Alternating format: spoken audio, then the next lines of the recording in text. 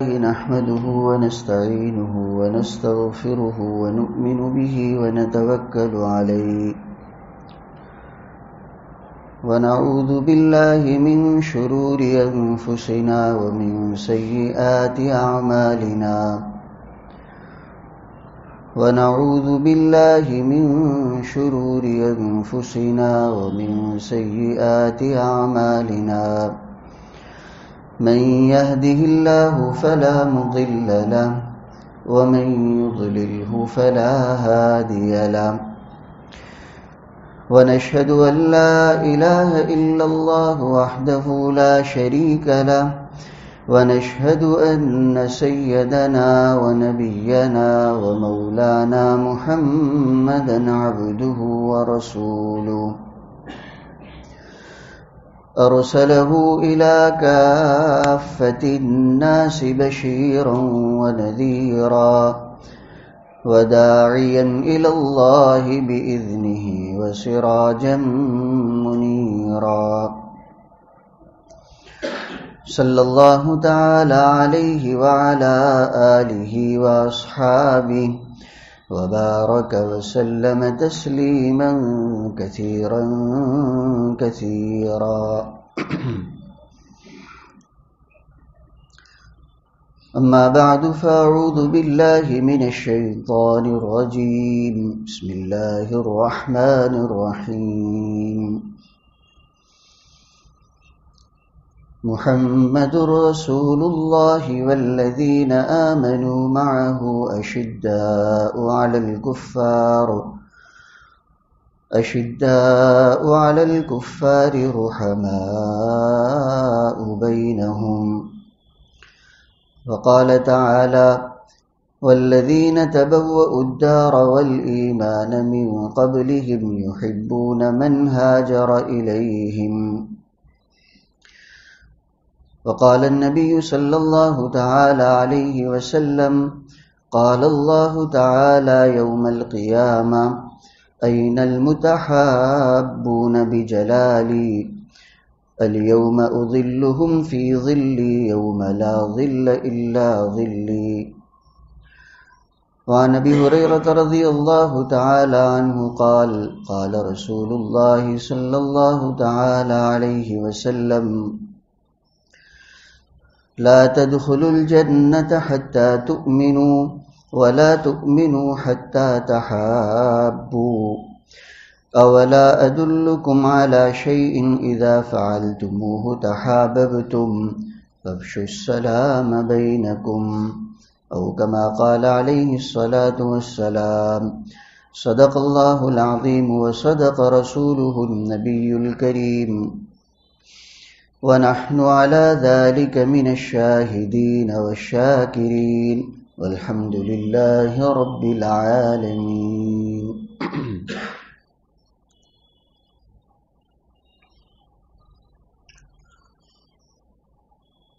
انسان کے تعلقات دنیا میں ہر انسان کے ہوتے ہیں، رشتہ داروں سے، دوستوں سے، تجارتی غرض سے، سیاسی اغراض سے۔ انسانی سے معاشرے میں جہاں تعلقات کی ضرورت پڑتی ہے، ہر آدمی اپنا اپنی حیثیت، اپنی اپنی صلاحیت کے مطابق تعلقات قائم کرتا ہے،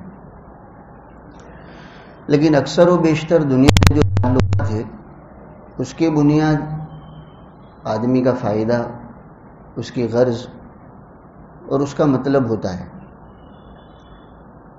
بولنے والے بولتے بھی مطلبی دنیا ہے، یعنی آدمی کے تعلقات کی اکثر بنیاد اس کا کوئی مطلب، اس کا کوئی فائدہ، اس کی کوئی غرض ہوتی ہے۔ جب تک وہ مطلب، وہ غرض، وہ فائدہ اس کو حاصل ہوتا ہے وہاں تک وہ تعلقات نبھتے، اور جب اس میں خلل آتا ہے تو یہ تعلقات ختم ہو جاتے ہیں، اور نہ صرف یہ کہ ختم ہوتے بلکہ بہت سی مرتبہ آپس کی دشمنی کا ذریعہ بنتے اور دشمنی بھی سخت سے سخت ہوتی ہے۔ اس کے بالمقابل نبی کریم صلی اللہ علیہ وسلم نے ہمیں جو پاکیزہ تعلیمات دی ہے اس میں آپ کی ایک اہم تعلیم یہ ہے کہ لوگوں تعلقات اللہ کی بنیاد پر قائم کرو، ایک دوسرے کے ساتھ تعلقات اللہ کے لیے قائم کرو، دین کی بنیاد پر قائم کرو. اور یہ تعلقات ایسے ہیں جب قائم ہوتے ہیں تو آسانی سے ٹوٹتے نہیں ہیں، نبھے رہتے ہیں. اور نہ صرف یہ کہ اس کا فائدہ انسان کو دنیا میں ہوتا ہے، بلکہ اس دنیا میں جس نے دوسرے کے ساتھ اللہ کی نسبت پر تعلق رکھا، دین کی نسبت پر تعلق رکھا، اللہ کو راضی کرنے کی نسبت پر تعلق رکھا، تو اس کا فائدہ، اصل فائدہ کل آخرت میں ظاہر ہوگا. تو اس مجلس میں وہی کچھ فوائد بیان کرنے، اللہ کرے ہمارے ذہن میں محفوظ ہو جائے اور اس پر ہم عمل کرنے والے بنیں. یہ شروع میں جو 2 آیتیں پڑھی، ان 2 آیتوں میں باری تعالیٰ نے صحابہ کرام کا جو ایک امتیازی وصف اور ان کی خصوصیت جو یقیناً اللہ تعالیٰ کو بہت پسند تھی اور پسند آئی تھی، اسی لیے تو اس کا تذکرہ قرآن کریم میں کیا ہے. تو پہلی آیت جو سورہ فتح سے تعلق رکھتی ہے، اس کے آخری رکوع میں باری تعالیٰ فرماتے محمد رسول اللہ والذین معہ اشداء علی الکفار رحماء بینہم. قرآن میں 4-5 جگہوں پر ہی اللہ تعالیٰ نے نبی کریم صلی اللہ علیہ وسلم کا نام لیا ہے محمد کہہ کر. خطاب تو آپ کو جگہ جگہ کیا ہے، چونکہ آپ اللہ تعالیٰ کے لاڈلے ہیں، قرآن آپ پر ہی نازل ہوا ہے، تو جگہ جگہ پر آپ کو مخاطب بنایا ہے، لیکن آپ کے کسی نہ کسی صفت کے ساتھ آپ کو خطاب کیا ہے. یا ایھا النبی، یا ایھا الرسول، یا ایھا المزمل، یا ایھا المدثر. چند جگہیں ہیں جہاں باری تعالیٰ نے نبی کریم صلی اللہ علیہ وسلم کا نام لیا ہے. اس کے بالمقابل آپ قرآن میں دیکھیں گے تو دوسرے انبیاء کا جہاں تذکرہ ہے، وہاں اللہ تعالیٰ نے ان کے خطاب کا سیدھے نام کے ساتھ تذکرہ کیا ہے. یا نوح، یا ابراہیم، یا یحییٰ. تو ہوتا ہے آدمی کو جب کسی سے زیادہ تعلق اور محبت ہوتی ہے تو نام کے بجائے اوصاف کا ذکر کرتا ہے. اپنے یہاں بھی بچوں کے ساتھ تعلقات ہوتے، پیار اور محبت ہوتی ہے، تو عامتاً گھر کے جو بڑے ہیں، باپ ہو، ماں ہو، اور جو گھر کے لوگ ہیں تو نام کم لیتے ہیں، اوصاف سے زیادہ پکارتے ہیں. میرا لاڈلا، میرا پیارا، میرا جگر کا ٹکڑا. یہ محبت کی بنیاد پر ہوتا ہے. نبی کریم صلی اللہ علیہ وسلم کے ساتھ چونکہ تعلق اللہ تعالیٰ کا سب سے زیادہ ہے، اس لیے باری تعالیٰ نے بھی نام کم لیے، اوصاف آپ کے زیادہ ذکر کیے ہیں. اور جہاں نام لیے ہیں مفسرین نے لکھا ہے وہاں کوئی نہ کوئی خاص بات ہے، اس بنیاد پر نام لیا گیا ہے. وہ باقی جگہوں کو تو چھوڑ دیں، ابھی جو میں نے آیت پڑھی اس میں باری تعالیٰ نے نام اس لیے ذکر کیا کہ حدیبیہ کے موقع پر جو صلح ان کفار کے ساتھ ہوئی، واقعہ تو بہت تفصیل سے ہے، لیکن ہمارے موضوع سے متعلق جتنی بات ہے اس پر ہی میں اکتفا کرتا ہوں. تو اس صلح نامے کو لکھنے کے لیے جب نبی کریم صلی اللہ علیہ وسلم نے حضرت علی کو کہا کہ لکھو میں محمد رسول اللہ ما قریش مکہ، کہ یہ معاہدہ نبی کریم صلی اللہ علیہ وسلم کی طرف سے جو اللہ کے رسول ہیں مکے کے کافروں کے ساتھ، مکے کے بڑے سرداروں کے ساتھ یہ معاہدہ تیار ہو رہا ہے، ایگریمنٹ تیار ہوتا ہے، اس کو لکھوایا جاتا ہے. تو جب شروع میں جملہ لکھا گیا من محمد رسول اللہ، تو قریش کے جو نمائندے بن کر آئے تھے سہیل ابن عمرو، بعد میں ان کو اللہ تعالیٰ نے ایمان کی توفیق دی، صحابی بنے. انہوں نے اس پر ہی آبجیکشن اٹھایا، پہلے وہیں انگلی رکھی کہ یہ رسول اللہ کیسے لکھا جا رہا ہے؟ اگر ہم آپ کو اللہ کا رسول مانتے تو پھر جھگڑا ہی کائے کا تھا؟ یہ آپس کی دشمنی یا آپس کے جھگڑے، یہ مخالفت ہے، اس کی بنیادی تو یہ کہ آپ اپنے آپ کو اللہ کا رسول کہہ رہے ہیں اور ہم مانتے نہیں ہیں. تو ہمارے ساتھ جو معاہدہ اور ایگریمنٹ لکھا جائے گا اس میں یہ رسول اللہ نہیں لکھ سکتے. اگر اس پر ضد ہے تو پھر کوئی معاہدہ اور کوئی ایگریمنٹ نہیں. ظاہر ہے ان کی غلط بات تھی، ضد تھی. نبی کریم صلی اللہ علیہ وسلم کو چونکہ اللہ کی طرف سے حکم تھا کہ صلح کرنی، آپ نے حضرت علی سے کہا کہ یہ رسول اللہ مٹا کر ابن عبداللہ لکھ لو، تو اب تحریر بنے گی من محمد رسول اللہ کے بجائے من محمد ابن عبداللہ. حضرت علی رضی اللہ تعالیٰ عنہ پر محبت کا غلبہ تھا، انہوں نے کہا اللہ کے رسول، میں رسول اللہ کا لفظ مٹا ہی نہیں سکتا، کبھی بھی نہیں مٹاؤں گا. لیکن نبی کریم صلی اللہ علیہ وسلم کی یہاں بھی دیکھیے پاکیزہ تعلیم، آدمی کو ضد نہیں کرنی چاہیے، ضد کرنے میں معاملہ بگڑتا ہے۔ آپ نے فرمایا جیسے میں محمد اللہ کا رسول ہوں، میں محمد عبداللہ کا بیٹا بھی ہوں۔ اب اگر یہ لوگ رسول اللہ کو نہیں مانتے تو عبداللہ لکھ لو، ابن عبداللہ، لیکن جو کام ہونا ہے وہ تو ہو جائے، ورنہ جیسے وہ ضد کر رہے ہیں کہ رسول اللہ نہیں لکھا جانا چاہیے، اگر ہم بھی ضد کریں گے کہ نہیں رسول اللہ تو لکھ کر ہی رہیں گے تو معاملہ طے کیسے ہوگا؟ آج ہمارے معاملے اسی لیے تو بگڑتے ہیں، دونوں گروہ ضد پر ہوتے ہیں، میاں بیوی میں جھگڑا ہوا دونوں ضد پر، دو خاندانوں میں جھگڑا ہوا دونوں ضد پر، بھائیوں میں جھگڑا ہے دونوں ضد پر، تو معاملہ حل نہیں ہوتا۔ تو نبی کریم صلی اللہ علیہ وسلم نے اپنے اس عمل سے تعلیم دی امت کو کہ ایسے موقع پر ضد نہیں کرنی چاہیے، معاملہ اگر بنتا ہے تو اس کو بنا دو۔ حضرت علی رضی اللہ تعالیٰ عنہ نے جب خود مٹانے سے منع کیا تو روایتوں میں نبی کریم صلی اللہ علیہ وسلم نے خود لفظ رسول اللہ کو اپنے ہاتھ سے مٹایا اور پھر کہا ابن عبداللہ لکھو۔ بہرحال پھر یہ تحریر تیار ہوئی۔ تو مفسرین فرماتے ہیں چونکہ یہ وہ موقع تھا حدیبیہ کا جہاں ان کفار نے نبی کریم صلی اللہ علیہ وسلم کا رسول اللہ نام لکھنے سے بھی انکار کیا تھا، باری تعالیٰ نے ایسی صورت نازل فرمائی اور اس میں نبی کریم صلی اللہ علیہ وسلم کی رسالت کو آپ کے نام کے ساتھ ایسا جوڑ دیا کہ قیامت تک تلاوت کی جائے گی، محمد الرسول اللہ۔ یہ کیا نہ کہیں گے اور یہ کیا تحریر میں لکھنے سے انکار کریں گے؟ ہم آپ کے نام کے ساتھ رسول اللہ کا لقب ایسا جوڑ دیتے جو صرف آپ کے زمانے میں نہیں، قیامت تک لوگ پڑھتے رہیں گے، محمد الرسول اللہ۔ اس کے آگے باری تعالیٰ نے نبی کریم صلی اللہ علیہ وسلم پر ایمان لانے والے صحابہ کے اوصاف بیان کی۔ صحابہ کرام میں تو ہر طرح کی خوبیاں نبی کریم صلی اللہ علیہ وسلم کے ذریعے سے اللہ تعالیٰ نے جمع کر دی تھی۔ یہاں باری تعالیٰ نے ان خوبیوں میں سے چند کا تذکرہ کیا ہے۔ اس میں سے پہلی خوبی یہ بیان کی کہ اشداء علی الکفار رحماء بینہم۔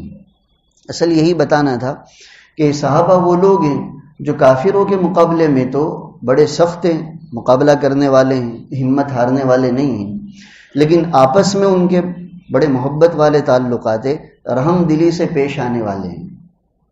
تو علماء نے لکھا ہے یہ صحابہ کرام کا ایک بنیادی اور اہم ترین وصف ہے کہ ان کے آپس کے تعلقات، آپس کی محبتیں، رحم دلی کے ساتھ پیش آنا یہ اللہ تعالیٰ کو بہت پسند ہے۔ اسی لیے تو یہاں جتنی خوبیاں بیان کی اس میں سب سے پہلے نمبر پر یہ خوبی بیان کی۔ اب ہمیں یہ سوچنا ہے کہ ان حضرات صحابہ کے آپس کے جو تعلقات تھے وہ کوئی دنیاوی غرض کی بنیاد پر تھے، کوئی مطلبوں کی بنیاد پر تھے، اللہ تعالیٰ کی بنیاد پر تھے۔ تو یہ جو آپس کے تعلقات ان حضرات کے تھے یہ اللہ کی بنیاد پر تھے، اور یہ اللہ کی بنیاد پر قائم ہونے والی محبتیں، تعلقات اللہ تعالیٰ کو بہت پسند ہیں، اسی لیے ان کا یہاں تذکرہ کیا۔ دوسری آیت میں بھی تقریباً یہی بات ہے۔ نبی کریم صلی اللہ علیہ وسلم نے ان تعلقات کی کیا خوبیاں بیان کی؟ اصل ان کا فائدہ تو آدمی کو مرنے کے بعد پتہ چلے گا کہ ایک آدمی دوسرے انسان کے ساتھ اللہ کی بنیاد پر، دین کی بنیاد پر تعلقات رکھتا ہے تو اس کے کیسے فائدے ہیں۔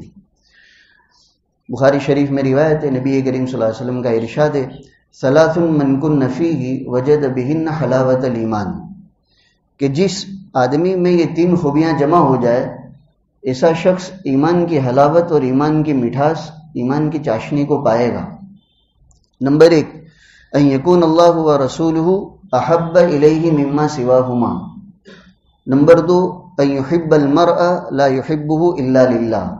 اور نمبر تین، ان یکرہ ان یعود الی الکفر بعدما انقذہ اللہ تعالی منہ کما یکرہ ان یعود الی النار ان یقذف فی النار او کما قال۔ وہ تین خوبیاں یہ، نمبر ایک کہ اللہ اور اس کا رسول اس کی نگاہوں میں سب سے زیادہ محبوب ہو، دنیا کی کوئی محبت ان دونوں کی محبتوں پر غالب نہ آنے پائے۔ ہم اپنا جائزہ لیں گے تو پہلے نمبر پر ہی فیل ہو جائیں گے، کیونکہ آج عام انسانوں کا، مسلمانوں کا حال یہ ہے، مال کی محبت زیادہ ہے، دنیا کی محبت زیادہ ہے، اولاد اور بیوی کی محبت زیادہ ہے، اور ان محبتوں کے زیادہ ہونے کی بنیاد پر آج مسلمان اللہ اور اس کے رسول کے حکام کو بڑی آسانی سے توڑ دیتا ہے۔ تو یہ دلیل ہے کہ اس کے دل میں مال کی، دنیا کی، اولاد کی محبت زیادہ ہے۔ اگر اللہ اور اس کے رسول کی محبت زیادہ ہوتی تو وہ ترجیح اس حکم کو دیتا جو اللہ اور اس کے رسول نے دیا ہے۔ تو یہ پہلا وصف نبی کریم صلی اللہ علیہ وسلم فرماتے کہ جس مومن کو اللہ نے نعمت دے دی کہ اس کے دل میں اللہ اور اس کے رسول کی محبت باقی سب چیزوں سے زیادہ ہے. نمبر 2، وہ دوسرے کسی انسان کے ساتھ جب تعلق رکھتا ہے تو اس تعلق کی بنیاد صرف اللہ تعالیٰ کی ذات ہوتی ہے، اللہ کے لیے تعلق رکھتا ہے. نمبر 3، کفر اس کو اسی طرح ناپسند آتا ہے جیسے آگ میں گرنا ناپسند ہوتا ہے. کوئی بھی آدمی آگ میں گرنے کو پسند نہیں کرتا. نبی کریم صلی اللہ علیہ وسلم فرماتے کہ کفر اور شرک سے اس کو ایسی ہی ضد اور ایسی ہی چڑ ہو، ایسی ہی نفرت ہو جیسے آدمی کو جہنم اور آگ میں جانے سے نفرت ہوتی ہے.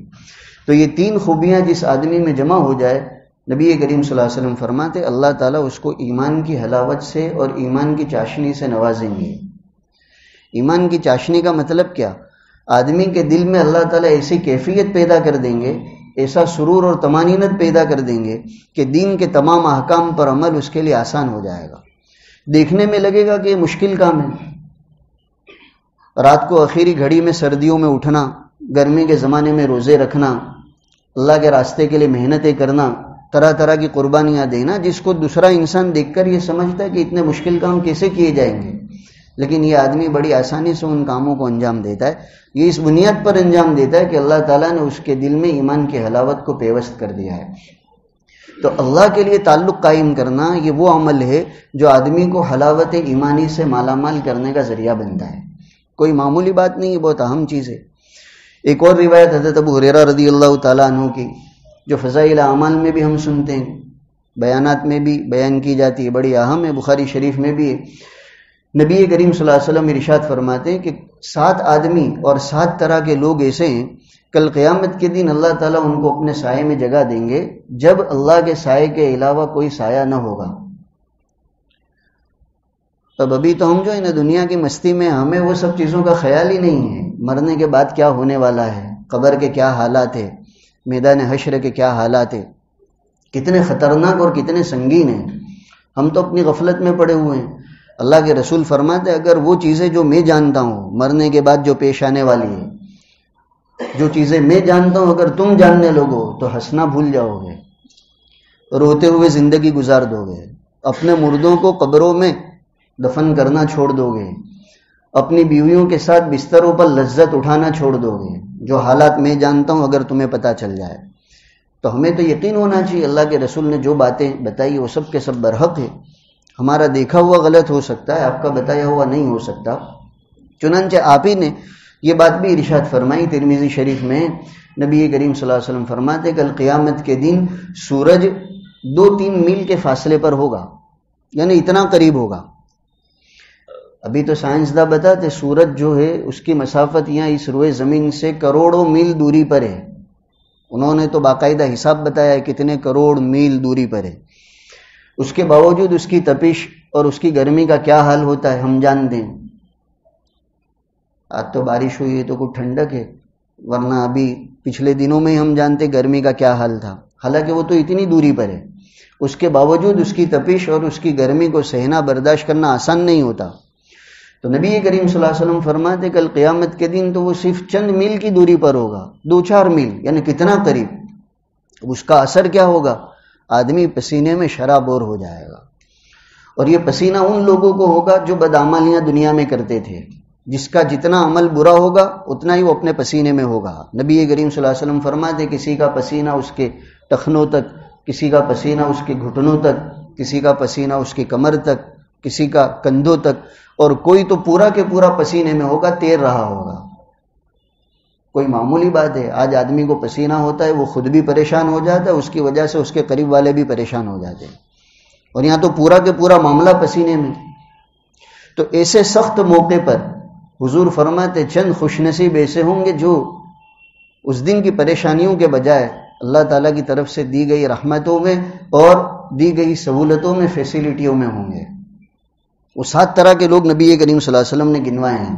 اس میں سے نمبر 1 امام عادل، انصاف کرنے والا بادشاہ، وہ حکمران جس نے انصاف اور عدل کے ساتھ حکومت کی. کیونکہ یہ کوئی معمولی بات نہیں ہے. آدمی جب بادشاہت کو حاصل کر لیتا ہے، یہ اقتدار اس کو مل جاتا ہے، تو وہ تو سیاہ سفید کا مالک ہوتا ہے، جو کرنا چاہتا ہے کرتا ہے. بظاہر اس کو کوئی روک ٹوک کرنے والا نہیں ہوتا. ہمارے ملک میں ہم آسانی سے سمجھ سکتے ہیں، جو چاہے کیا جاتا ہے، چونکہ بادشاہت ملی ہوئی ہے۔ تو بادشاہت ملنے کے باوجود جو آدمی عدل اور انصاف سے حکومت کرتا ہو، یہ دلیل ہے کہ اس شخص کے دل میں اللہ کا ڈر ہے۔ اگر نہیں ہوتا تو عدل و انصاف نہ کرتا۔ تو اللہ تعالیٰ کو ایسا بادشاہ اتنا پسند ہے کہ کل قیامت کے دن جو ایسا سخت اور ہولناک دن ہوگا جس میں آدمی نفسا نفسی میں مبتلا ہوگا، جو آدمی جتنا بدعمل ہوگا اتنا ہی پریشان ہوگا، ایسی پریشانی والے عالم میں، ایسے سخت دن میں اللہ تعالیٰ اس کو اپنے سائے میں جگہ دیں گے۔ اب اللہ کے سائے کا کیا مطلب ہے؟ تو یا تو خاص رحمت ہوگی، یا پھر جیسا کہ مشہور ہے کہ اللہ تعالیٰ کے عرش کا سایہ ہوگا، وہاں جگہ ملے گی۔ تو ایک تو یہ شخص ہے۔ ایسے حکمران دنیا میں گزرے ہیں۔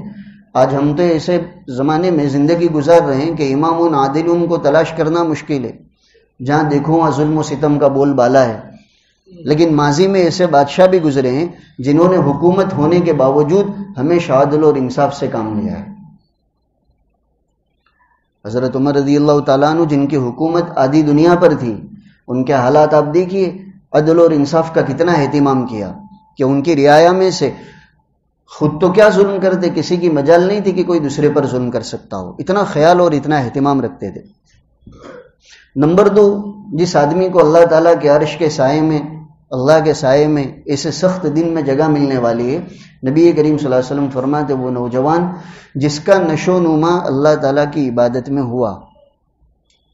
جوان آدمی، اور جوان آدمی کے تقاضے بھی جوان ہوتے، خواہشات بھی جوان ہوتی ہے، نفس اور شیطان مکمل لگے ہوئے ہیں، طرح طرح کی رنگ رنگیلیاں منانے کا دل ہو رہا ہے، خواہشات اور جذبات ابھر رہے ہیں، لیکن یہ آدمی ان جوانی کے تقاضوں کو پورا کرنے کے بجائے اللہ تعالیٰ سے ڈر کر اس کی عبادت اور فرما برداری میں زندگی گزارتا ہے، جوانی کو گزارتا ہے، تو ایسا جوان اللہ کو اتنا پسند ہے کہ کل کو قیامت کے دن اللہ تعالیٰ اس کو اپنے عرش کے سائے میں جگہ دیں گے۔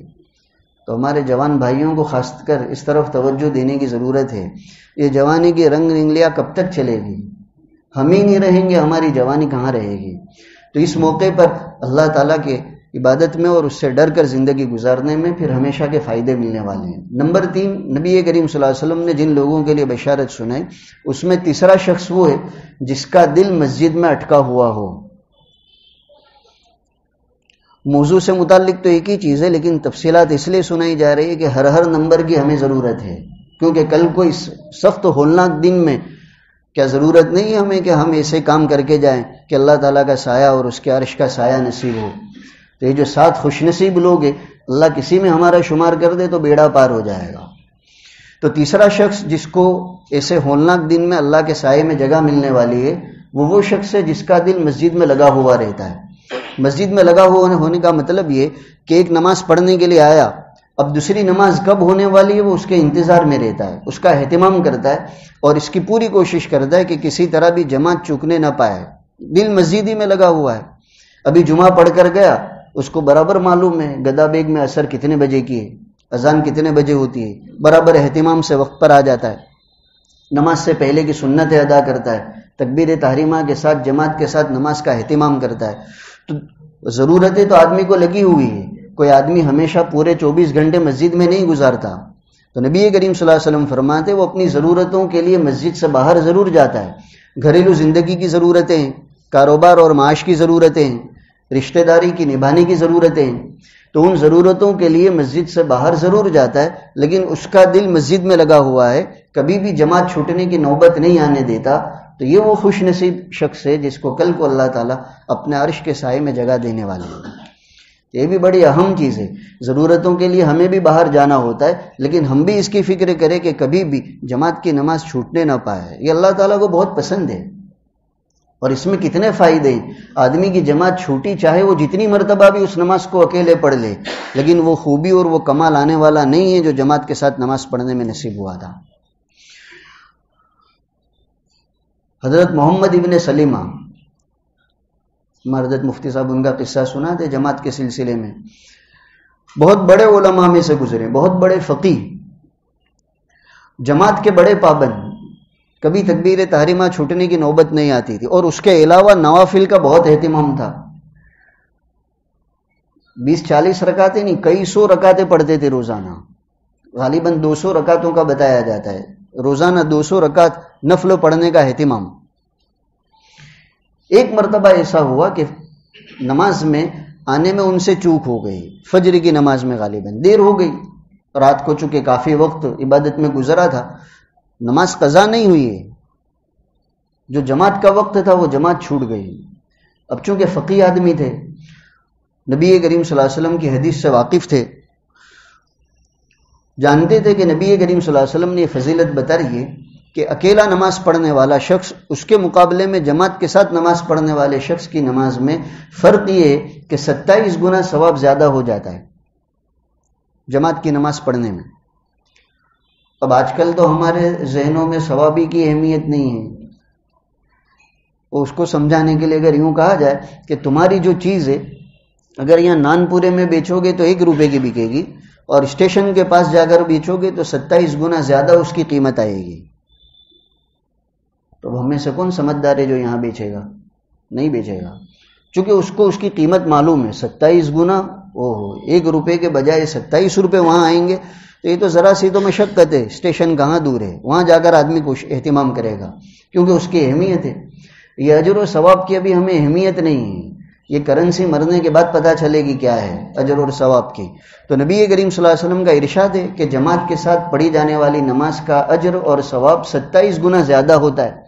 یہ محمد ابن سلمہ اس سے واقف تھے، ان کو بہت افسوس ہوا کہ آج میں جماعت کے ساتھ نماز نہیں پڑھ سکا، اکیلے میں نے پڑھی، اگر جماعت کے ساتھ پڑھتا تو 27 گنا زیادہ ثواب ملتا۔ تو انہوں نے اس فرض نماز کو 27 مرتبہ پڑھی، کیونکہ یہ حضرات ہمارے اسلاف، ہمارے بڑے، یہ تو اجر اور ثواب کے لالچی ہوتے ہیں، کسی طرح اجر اور ثواب گم نہیں ہونا چاہیے، کھونا نہیں چاہیے، تو 27 مرتبہ پڑھی۔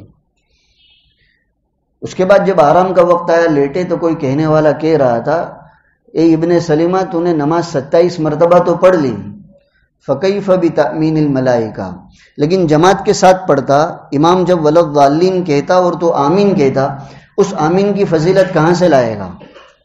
کیونکہ نبی کریم صلی اللہ علیہ وسلم کا ارشاد ہے کہ آدمی جب جماعت کے ساتھ نماز پڑھتا ہے اور امام غیر المغضوب علیہم ولضالین کہتا ہے اور وہ بھی آمین کہتا ہے، مقتدی کو بھی یہ بتایا گیا ہے کہ آمین کہے۔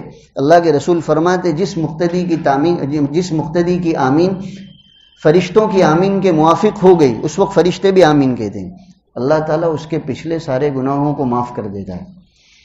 تو خواب میں تنبیہ کرنے والا تنبیہ کر رہا تھا کہ 27 مرتبہ پڑھنے سے بھی وہ جو جماعت چھوٹی تھی اس کی تلافی نہیں ہوئی اور وہ نہیں ہو سکتی۔ تو بہرحال یہ تیسرا شخص جس کو کل قیامت کے دن اللہ تعالیٰ اپنے عرش کے سائے میں جگہ دیں گے، یہ وہ شخص ہے جس کا دل مسجد میں لٹکا ہوا ہو، لگا ہوا ہو۔ اللہ تعالیٰ ہمیں بھی اس کی توفیق دے۔ چوتھا شخص جس کی وجہ سے پوری روایت سنائی جا رہی ہے، وہ 2 آدمی کہ تحابا فی اللہ اجتماع علیہ و تفرق علیہ، کہ وہ 2 مسلمان جن کے آپس کے تعلقات اللہ کے لیے ہو، اللہ ہی کی نسبت پر جمع ہوئے اور اللہ ہی کی نسبت پر الگ ہوئے ہیں، یہ اللہ کو اتنا پسند ہے کہ اس عمل کی بنیاد پر بھی کل کو اللہ تعالیٰ اپنے عرش کے سائے میں جگہ دیں گے۔ اللہ کی بنیاد پر تعلق کا کیا مطلب؟ یعنی ہم دوسرے سے تعلق رکھے دین کی بنیاد پر، دین سیکھنے کی بنیاد پر، دین سکھانے کی بنیاد پر، اللہ تعالیٰ کو راضی کرنے کی بنیاد پر۔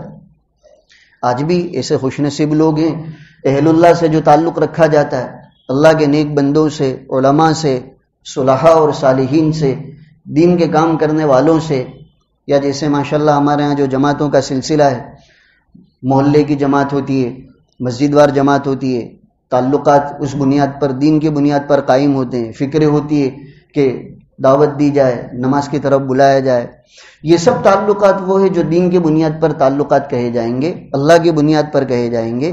یہ تعلقات وہ ہے جس کی قدر اللہ تعالیٰ کے یہاں بہت زیادہ ہے۔ اللہ کے نیک بندوں سے تعلق اسی بنیاد پر قائم کیا جاتا ہے۔ اللہ تعالیٰ کو یہ اتنا پسند ہے کہ کل کو اللہ تعالیٰ عرش کے سائے میں جگہ دیں گے۔ ابھی باقی کے نمبر گنوانے کے بجائے ایک اور حدیث جو اس بنیاد پر یاد آ گئی وہ سنا دوں کہ اس کی کتنی اہمیت ہے دین کی بنیاد پر تعلق رکھنے کی۔ نبی کریم صلی اللہ علیہ وسلم فرماتے، حضرت ابو ہریرہ کی روایت ہے، آپ نے ایک شخص کا تذکرہ کیا کہ ایک آدمی کی دوسرے بستی میں کسی ایک شخص کے ساتھ تعلقات تھے، کوئی اللہ کا نیک بندہ ہوگا، اس کے ساتھ اس کے تعلقات تھے۔ نبی کریم صلی اللہ علیہ وسلم فرماتے اس تعلق کی بنیاد پر وہ اپنی بستی سے سفر کر کے اس دوسری بستی میں جا رہا تھا. اللہ تعالیٰ نے ایک فرشتے کو انسانی شکل میں اس بستی کے شروعات میں کھڑا کر دیا کہ یہاں کھڑے رہو اور اس سے پوچھو یہ کیوں آ رہا ہے. حالانکہ اللہ تعالیٰ کو تو سب معلوم ہے، لیکن وہ ظاہر کرنا تھا، دوسروں تک پہنچانا تھا. اب یہ آدمی اپنی بستی سے نکل کر سفر کر کے دوسری بستی کے قریب پہنچا جہاں اس کو اپنے اس تعلق والے آدمی سے ملنا تھا، اور فرشتہ انسانی شکل میں وہاں کھڑا ہے اس بستی کی شروعات میں. پوچھا اس نے کہاں جا رہے ہو؟ کہا اس بستی میں.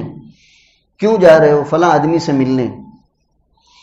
ملنے کی غرض کیا ہے؟ کیا تمہارے کوئی پیسوں کا تقاضا ہے جس کو وصول کرنے جا رہے ہو، یا تمہاری کوئی غرض ہے، کوئی فائدہ ہے جس کو حاصل کرنے جا رہے ہو؟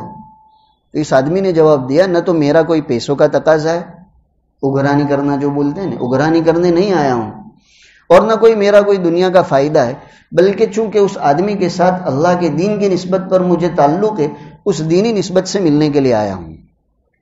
نبی کریم صلی اللہ علیہ وسلم فرماتے اللہ تعالیٰ نے اس فرشتے کو انسانی شکل میں بھیجا اس لیے تھا تاکہ اس کو فضیلت سنائے.